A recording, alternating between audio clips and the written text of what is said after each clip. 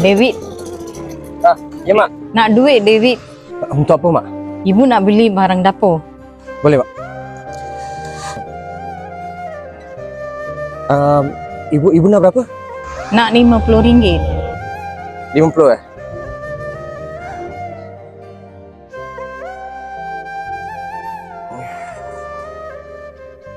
Ada RM11, RM15 je.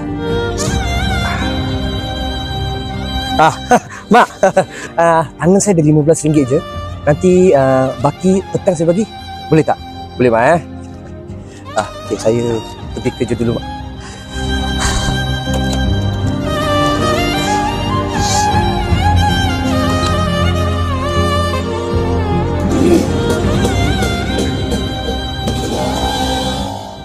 Nak minum. Ini kenapa? What happened? Saya ni sebenarnya tak layak lah jadi seorang anak. Kenapa? What happened? Apa jadi? Saya dah hilang kerja. Saya tak bagi tahu ibu saya tak bagi tahu you. Tadi ibu saya minta duit beli barang dapur, RM50 je. You bagi tak? Saya ada RM10 je tadi bro. Saya ni tak tahu dah jenis anak pun. Sekarang tak dapat kerja, tak tahu nak cari kerja kat mana. I don't know lah. Tak payah cakap macam tu.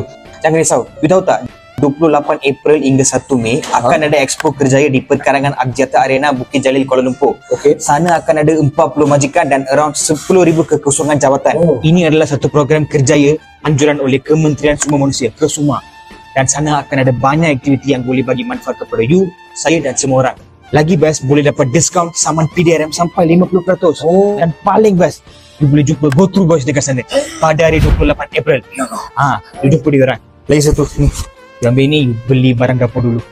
Thank you bro, tapi saya tak tahu bila saya bayar balik. Tak payah bayar balik lah. Kita kawan lah. Go through saja. Go through sajalah.